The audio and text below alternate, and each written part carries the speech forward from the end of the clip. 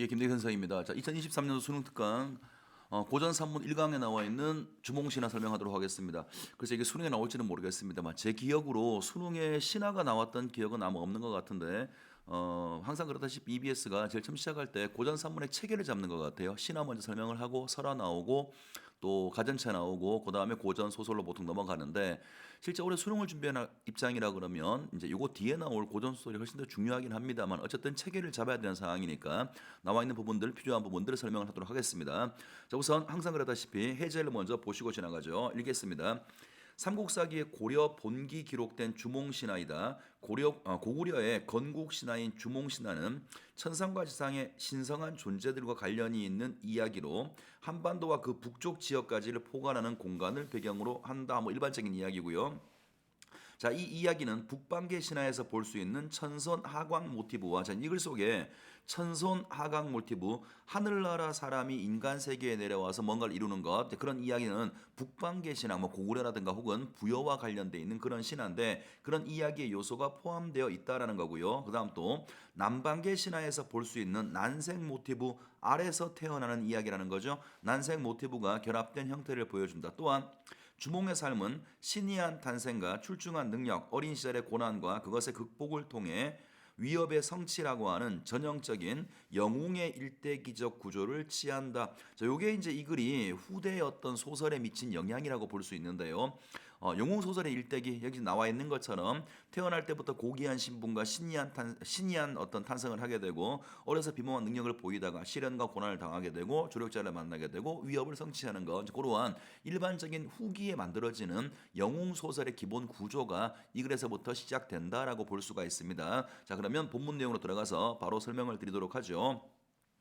자, 시조 동명 성왕은 성이 고씨이고 이름은 주몽이다. 자, 처음부터 이 이야기는 시조 고구려의 시조에 관한 이야기다라고 밝히고 있으니까 고구려 건국 신화라고 하는 사실을 알 수가 있습니다. 보통 신화라고 하는 것은 같은 민족들한테 그러한 한 나라의 구성원들에게 민족적 자부심을 고취하거나 혹은 한 민족을 결속시킬 때 흔하게 나오는 이야기고요. 자, 이 글도 그러한 어떤 성격을 가지고 있는 글로 볼 수가 있을 것 같아요. 자, 이에 앞서서 부여왕 헤부르는 자, 고구려 얘기하기 전에 고구려의 건국 과정을 다루는 과정에서 부여 이야기가 먼저 나옵니다. 자, 부여의 왕 헤부르라고 하는 사람은 헤부르가 늘도록 아들이 없자 산천의 제사를 지내어서 대를 이을 자식을 구하였다. 그가 탄 말이 고년에 이르러서 큰 돌을 보더니 마주 대하여 눈물을 흘렸다. 그래서요, 뭐 말이 눈물을 흘리는 게 실제로 있는 일인지 모르겠습니다만 쉽게 보기 어려운 이야기죠. 아마 말이 이렇게 돌 앞에서 눈물 흘리는 건 사실은 보기 어려울 거예요. 전기적인 이야기가 포함되어 있겠죠. 이 부분뿐 아니라 신하다 보니까 여러 부분에서 전기적 어떤 요소들이 포함되어 있는데 일단 이것도 그 중에 하나라고 볼 수가 있겠죠. 자, 왕이 이를 계상이 여겨서 사람을 시켜서 그 돌을 옮기니 어린 아이가 있었는데 금색의 개구리 모양이었다. 왕이 기뻐하면서 말하기를 이것은 바로 하늘이 나에게 후사를 내려준 것이다라고 하면서 거두어 기르고 이름을 금와 금빛 개구리 금화라고 하였다. 그가 장성하여 태자로 삼았다. 자, 아직까지는 고구려 얘기가 나온 게 아니고요. 부여 얘기를 하고 있습니다. 부여왕 헤부르가 자식이 없다가 금화라고 하는 아이를 얻게 되었다라는 거죠. 자, 그다음 가죠. 자, 후에 그 재상 아란불이 그 재상은 부여의 재상을 얘기하는 겁니다. 아직 고구려 안 나왔어요. 부여 재상 아란불이 다음과 같이 말하였다. 일전에 하늘이 저에게 내려와서 말하기를 장차 내 자손에게 이곳에 나라를 세우게 할 것이다. 너희는 그곳을 피하여 동해의 물가에 땅이 있으니 이름을 가서본이라고 하는데 토양이 기름지고 오곡이 자라기에 알맞으니 도읍할 만하다라고 하였습니다.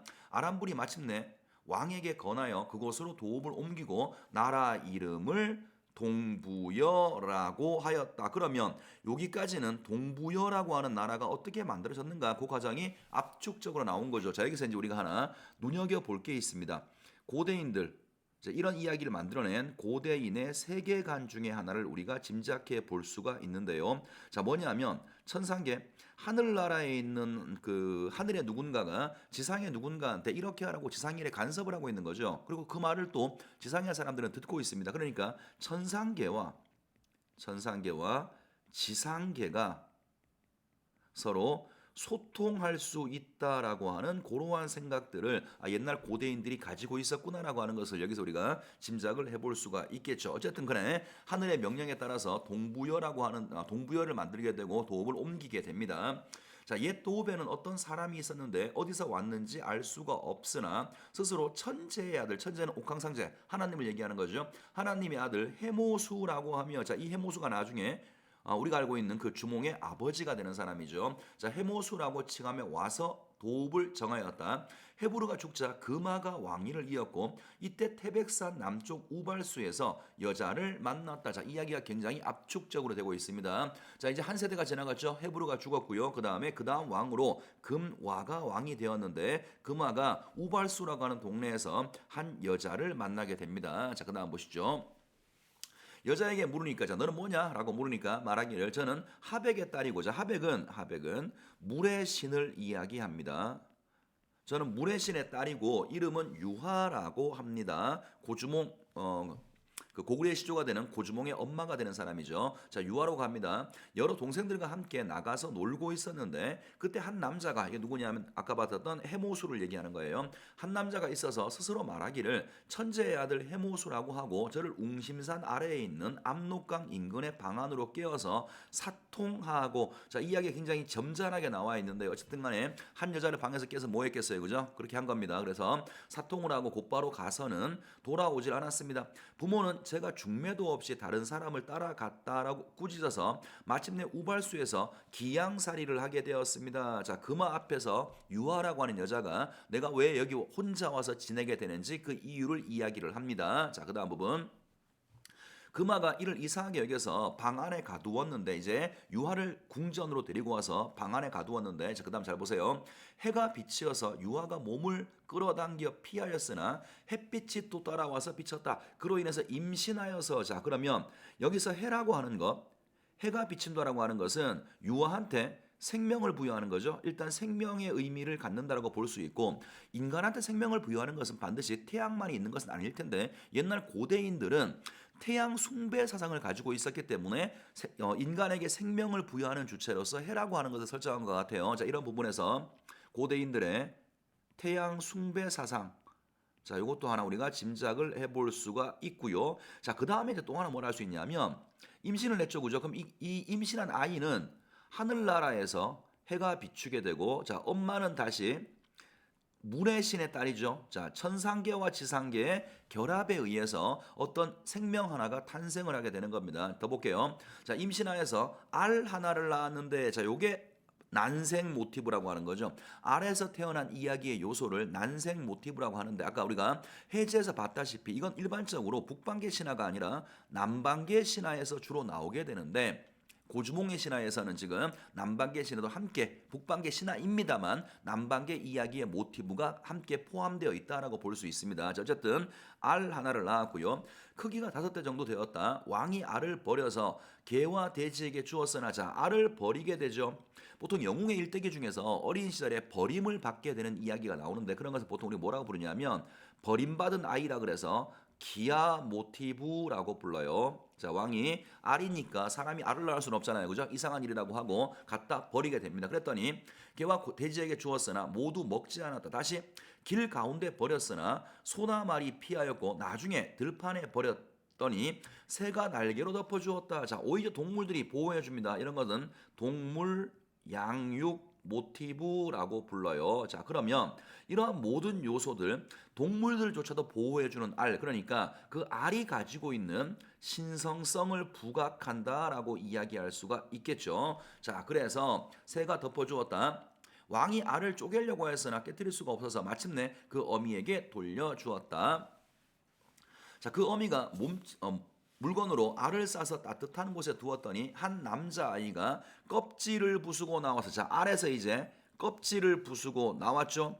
아마 이게 데미안 같은 글에도 비슷한 게 나와 있을 텐데요. 알이라고 하는 것의 상징성을, 알이라고 하는 것의 상징성을 아까 우리가 생명이라고 봤는데요, 하나의 세계라고 볼 수 있죠. 자, 이제 이러한 알이 깨고 이 속에서 새로운 고구려라고 하는 새로운 세계를 만들 아이가 태어난 거지. 그러니까 알이 깨졌다라고 하는 것은, 껍질을 깨고 나왔다라고 하는 것은 새로운 세계의 탄생이라고 말할 수가 있겠죠. 새로운 세계의 탄생을 상징적으로 보여주는 그러한 요소라고 볼 수 있습니다. 아이고 미안합니다.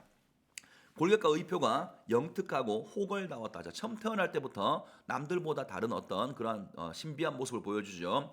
나이가 겨우 7살이었음에도 영리하고 범상치가 않아서 스스로 활과 화살을 만들어서 쏘았는데 백발백중이었다. 부여의 소거에, 자, 부여 사람들이 하는 일반적인 말에 활을 잘 쏘는 것을 주몽이라고 하는 까닭에 그것으로 이름을 지었다. 그래서 알 속에서 어떤 아이가 하나가 태어나서 신이한 탄생을 한 거죠. 신비하고 이상한 탄생을 한 것이고, 그 다음에 태어나자마자부터 남들보다 뛰어난 능력을 보여주고 있고, 그러한 능력 중에 하나가 활을 잘 쏘는 것인데, 그것 때문에 그것으로 이유가 되어서 이름도 주몽이 되었다라고 밝히고 있네요. 자, 그 다음으로 갑니다.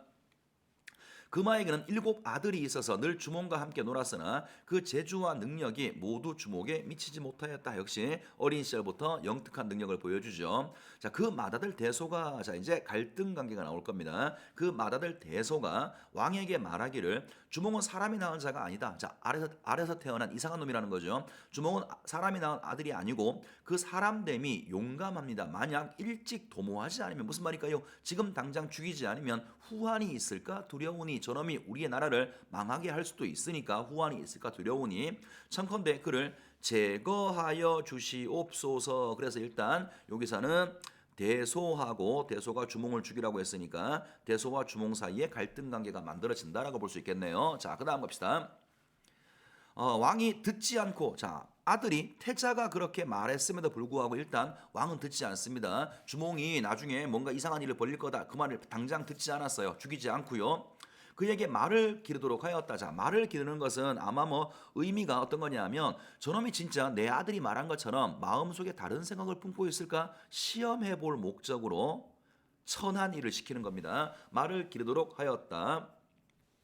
주몽이 날랜말을 알아보고 먹이를 주어 야위게 하고 둔한 말은 잘 먹여서 살찌게 했어. 자, 주몽은 날랜말을 딱 알아볼 수 있는 능력이 있는 인물이죠. 자기한테 그 일이 주어지니까 딱 말을 보는 순간, 아, 저거는 잘 나가는 말이고 저거는 못 나가는 말이야, 구분할 수가 있죠. 주몽이라는 인물은 매우 지혜로운 인물이라고 하는 것도 짐작해 볼 수가 있죠. 자, 알아보고 먹이를 줄여서 야위게 하고 둔한 말은 잘 먹여서 살찌게 하였다. 왕은 살찐 말을 자신이 타고 마른 말은 주몽에게 주었다. 왕한테 사기친 거죠. 자, 후에 들판에서 사냥을 했는데 주몽이 활을 잘 쏘기 때문에 화살을 적게 주었으나 주몽이 잡은 짐승이 매우 많았다.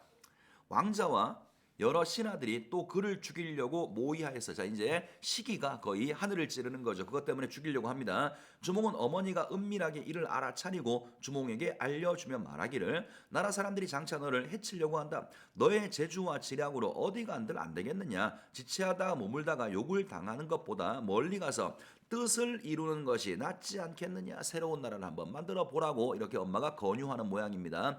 지금 우리가 보는 요 지문은 같은 제목으로 주몽신화라고 같은 제목의 다른 지문을 볼 경우가 있을 텐데요. 내용이 세부적으로 조금 다를 수가 있습니다. 그 이유가 판본들이 많아서 그래요. 이게 삼국 유사 버전인지 삼국 사기 버전인지에 따라서 세부적인 이야기들은 조금 다르니까 일단 우리는 뭐 따지지 말고 일단 나온 지문만 가지고 요 지문에 충실하게 먼저 한번 지문을 해석해 보도록 할게요. 어쨌든 엄마의 권유에 따라서 주몽이 이제 길을 떠나게 되겠죠. 자, 다음 갑니다. 주몽이 이에 오이, 마리, 협보 등 3명의 친구가 되어서 가다가 엄사수 어떤 강물입니다. 엄사수에 이르러서 건너려고 하였으나 다리가 없었다. 자, 이제 뒤에는 군사들이 따라오는데 도망갈 곳이 없는 거죠. 영웅이 처하게 되는 시련과 고난의 상황을 이야기하는 거고요. 자, 한마디 더 합시다.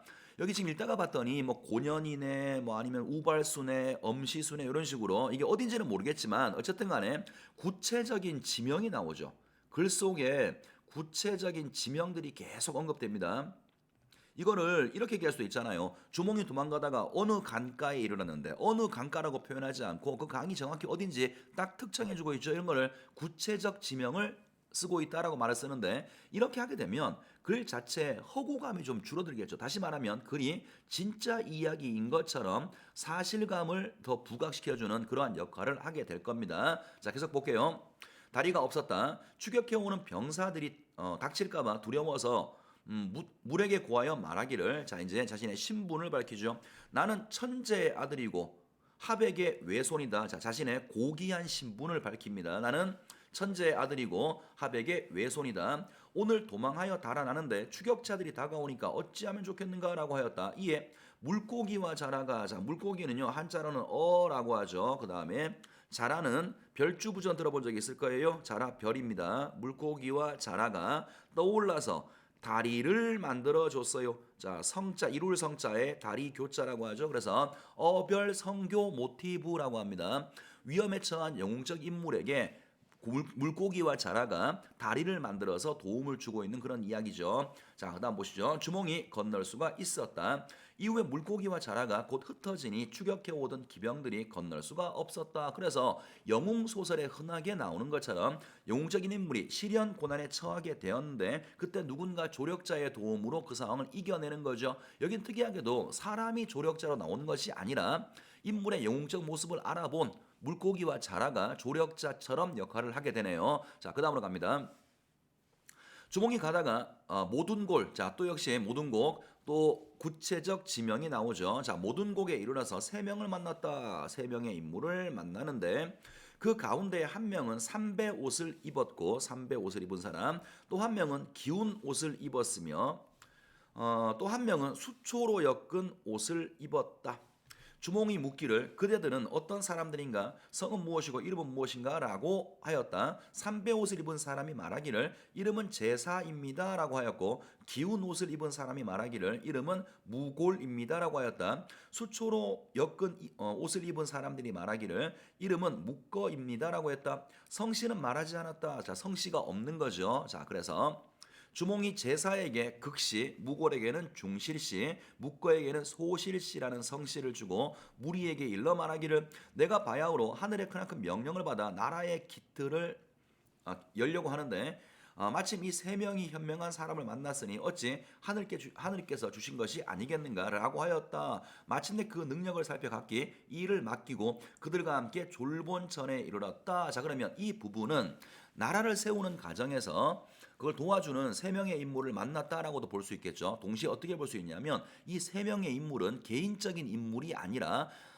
여러 가지 부족들을 대표한다고 볼 수 있죠. 세 개의 부족을 통합해서 하나의 나라를 만들었다라고 해석을 해도 큰 무리는 없어 보입니다. 자, 그 다음으로 갑니다. 주몽은 그 토양이 기름지고 아름다우며 자연 지세가 험하고 단단한 것을 보고 드디어 도읍하려고 하였으나 궁시를 지을 겨를이 없어. 나라를 처음 세웠을 때 그 주몽이라는 인물이 검소해서 그런 것이 아니고요. 나라를 세우는 게 급해서 나라를 세울 기틀이었죠. 겨를이 없는 거죠. 나라를 세울 틈이 없었다. 그래서 단지 비류수가에 초막을 짓고 살았다. 나라의 이름을 고구려, 드디어 한 나라가 새로운 세계가 탄생을 하죠. 고구려라고 하였는데 이로 인하여 고를 성으로 삼았다. 이때 주몽의 나이가 22세로 한 효원제 건소 2년 신라시조 협고세 21년 갑신년이었다. 보세요. 이거는 구체적인 시간을 언급하고 있는 거죠. 옛날이었다 이렇게 말하지 않고 언제라고 딱 찍어서 얘기하죠. 뭐 때문이었을까요? 당연히 사실감이죠. 이 글이 가지고 있는 사실성을 부각하기 위해서 이러한 장치들이 들어가는 것 같습니다. 자, 그 다음 또 사방에서 들고 와서 따르는 자가 많았다. 그 땅이 말갈불악에 있다 있기에 침입과 도적질의 피해를 입을까 두려워하여 마침내 그들을 물리치니 자 이제 말갈 얘들을 때려부시고 역시 마찬가지로 나라를 만들어가는 과정이겠죠. 말갈들을 다 물리치니 말갈이 두려워서 굴복하고 감히 침범하지 못하였다. 그래서 말갈족도 나라의 하나의 요소로 이제 흡수를 하게 되는 것이고요. 자, 그다음 또 왕이 비류스 가운데 채소 잎이 떠내려 오는 것을 보고 상류에 사람이 있는 것을 알았기에 사냥을 하며 찾아가서 비류국에 도착했어요. 이제 어떤 주위에 있는 한 나라를 발견하게 됩니다. 비류국에 도착을 하였다. 그 나라의 왕 송양이가 왕이 있는 하나의 나라예요. 송양이가 나와서 보고 말하기를 과인이 바다 깊숙한 곳에 치우쳐 있어서 일찍이 군자를 보지 못했는데 오늘 서로 만나니까 또한 다행이 아닌가. 그러나 나는 그대가 어디서 왔는지 알지 못한다 라고 하였다. 왕이 답하여 말하기를 자, 이 왕은 누구냐면 주몽이죠. 그죠? 자, 주몽이 답하여 말하기를 나는 천재의 아들로서 모처럼 와서 도읍을 하였다라고 하였다. 자신 신분을 밝히고 있고요. 자, 송양이 말하기를 우리는 여러 대에 걸쳐 왕노릇을 하였다. 땅이 작아 두 주인을 받아들이기는 부족하다. 그대는 도읍을 세운 지 얼마 되지 않았으니 나에게 빌붙는 것이 어떠한가라고 하였다. 자, 두 개의 나라가 있기엔 땅이 좁아. 근데 우리나라가 훨씬 더 오래된 나라라는 거죠. 여러 대에 걸쳐서 왕노릇을 했다고 했으니까 우리가 훨씬 더 오래된 나라니까 네가 우리 밑으로 들어오라고 고주몽한테 이야기를 합니다. 자, 왕이 역시 또 고주몽을 얘기하는 거죠. 왕이 그 말을 분하게 여겨 그와 더불어 말다툼을 하고 또 서로 활을 쏘아 기회를 겨루었어. 자, 나라가 누구 나라한테 포함될 거냐 그걸 다투기 위해서 기회를 겨두었는데 송양이 당해낼 수가 없었다. 그래서 비류국도 고구려의 한 나라로 포함되는 과정이죠. 그래서 고주몽이라는 인물이 고구려라는 나라를 세우고 이 나라를 어떻게 확장시켜 가는가 거기까지 이야기를 같이 본 겁니다. 자, 뭐 특별하게 어려운 이야기가 아니고 교과서에 많이 나왔던 얘기니까 뭐 일반적인 내용들은 다 이해했을 거라고 생각합니다. 자, 그러면 문제 풀면서 놓친 게 있는지 확인해 보겠습니다.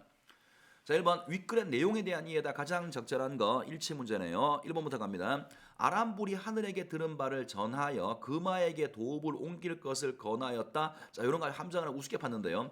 금하한테 한 게 아니죠. 아직 금하가 왕이 되기 전이에요. 해모수한테 요 얘기를 했을 겁니다. 1번 틀렸고요. 자, 2번은 송양이 두 나라의 존속 기간 차이, 우리가 훨씬 더 오랫동안 있었어. 존속 기간 차이를 언급하면서 맞고요. 건넨말은 주몽의 반감을 샀어. 그래서 주몽이 분노해서 결국은 기회를 겨루게 된 거니까 2번은 문제가 없어 보입니다. 3번 해볼게요.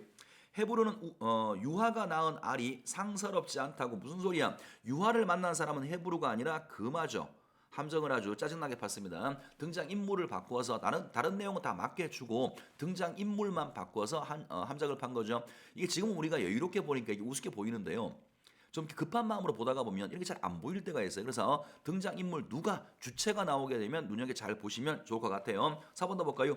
주몽은 말괄과 손을 잡고 고구려의 외교적 실리를 극대화할 수 있는 방법을 찾으려고 했다. 글쎄요, 뭐 외교적 실리가 아니라 말괄을 모두 다 물리쳤다라고 불렀죠. 그러니까 손을 잡은 것이 아니라 말괄을 망하게 해서 고구려에 복속하게 된 겁니다. 자, 5번은 대소는 주몽을 견제하기 위한 말을 함으로써 자기 아버지로부터 신뢰를 얻은 것이 아니라 분명히 왕은 듣지 않았다라고 되어 있을 거예요. 답은 2번 말고는 할 게 없네요. 간단한 문제고. 자, 2번 갈게요.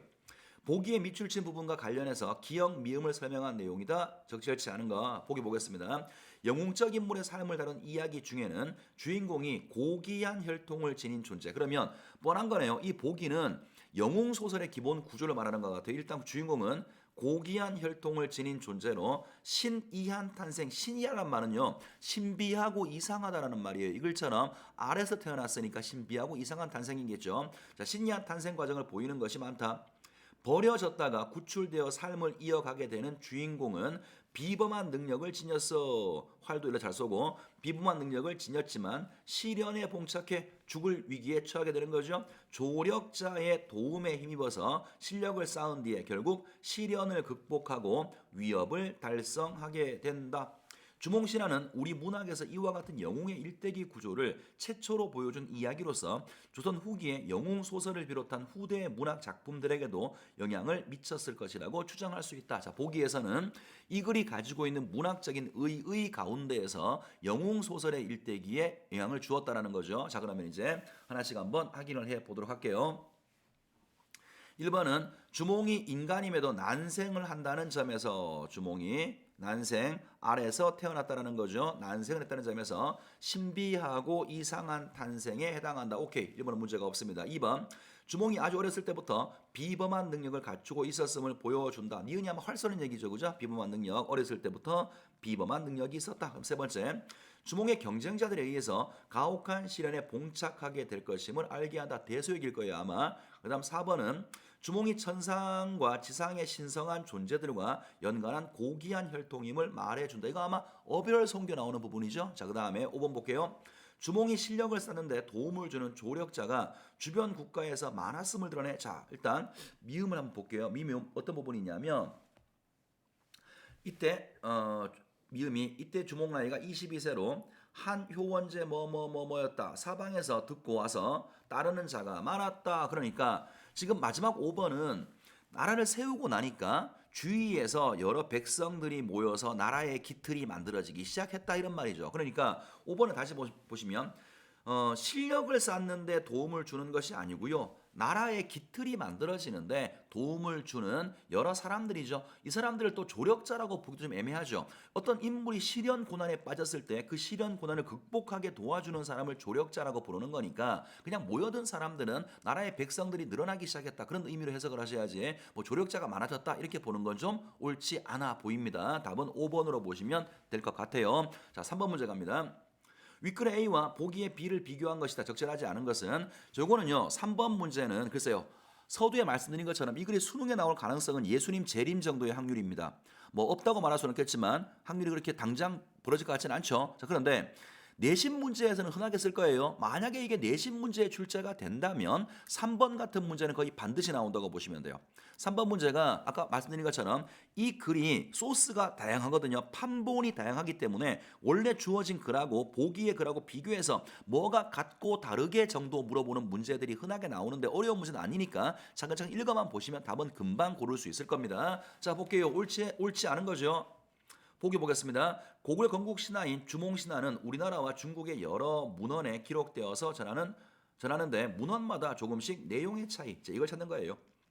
내용의 차이가 존재한다. 예컨대 이규보의 동명왕편에 주석으로 기술된 구삼국사의 내용 중에 일부는 다음과 같아서 삼국사기에 수록된 윗글과 차이가 있어. 그러면 우리가 지금 봤던 글은 소스가 어디냐면 삼국사기에서 나온 글이고 지금부터 우리가 보게 될 글은 이규보의 글 가운데서 구삼국사에 나와 있는 글을 보여주겠답니다. 두 가지를 비교하는 거죠. 자, 해볼게요. 보기. 자, 왕은 주몽에게 말을 기르게 하여 그의 뜻을 시험했어. 아까는 뜻을 시험한다는 말이 직접적으로 나오진 않았어요. 그죠? 어쨌든 간에 큰 틀은 똑같죠. 말을 기르게 해서 주몽은 속으로 화를 품고 어머니에게 말하되 나는 천재 손자고 다른 사람을 위해서 말을 먹이고 있으니 나는 사는 것이 죽을 것만 같지 못합니다. 자, 뭔가 분노를 하죠. 남쪽 땅으로 가서 국가를 세우고자 하나 어머니가 계시기로 감히 마음 먹고 못합니다라고 하였다. 자, 어머니에 대한 효심 때문에 어머니를 두고 가야 되니까 내가 떠날 수도 없다라고 하니까 그 어머니가 말하되 이것은 내가 밤낮으로 속썩이던 것이다. 내가 듣기로 먼 길 가는 사람한테는 모름지기 좋은 말에 힘 있는다고 했으니 내가 말을 골라주겠다. 자, 좋은 말을 골라주는 사람이 우리가 아까 봤던 삼국사기에서는 주몽이 직접 골랐죠. 이 글에서는 주몽의 어머니가 골라줍니다. 자, 그리고 드디어 말을 기르는 대로 가서 긴 말채 찍으로 마구 치니까 말이 모두 놀라서 달리는데 한 누른말이 두 길이나 되는 난간을 뛰어넘었다. 주몽은 그 말이 준마임을 알고 몰래 말 혀끝에 바늘을 찔러 놓았더니 이것도 삼국사기에 이렇게 구체적으로 나오지 않죠. 혀끝에 바늘을 찔러 놓았더니 그 말은 혀가 아파서 물과풀을 먹지 못하고 야위와 같다. 왕이 마목을 순행하다가 이 왕은 금하겠죠. 마목을 수행하다가 여러 말들이 모두 살찐 것을 보고 크게 기뻐하면서 마른 말을 주몽에게 주었다. 주몽이 이를 얻어서 바늘을 뽑고 더욱더 잘 먹였다. 그래서 큰 틀은 똑같습니다만 살짝 다른 부분들이 들어가 있어요. 그걸 비교하는 문제입니다. 그럼 옳지 않은 거 골라보죠. 1번 A와 달리 B에서 주몽은 어머니 때문에 자신의 뜻을 이루는 것을 주저하고 있어. 어머니 때문에 어머니를 두고 떠나야 되니까 떠날 수가 없다라고 말을 했죠. 자, 2번 A보다 B에서 주몽의 날랫말을 알아보게 되는 과정이 더욱더 구체적으로 엄마가 말채찍을 휘두르고 뭐가 올라가고 그제 그 다음에 3번 B와 달리 A에서 주몽은 자신의 처지를 비관적으로 받아들이는 태도를 보이고 해서 자, 자신의 처지를 비관하는 거 이거는 보세요.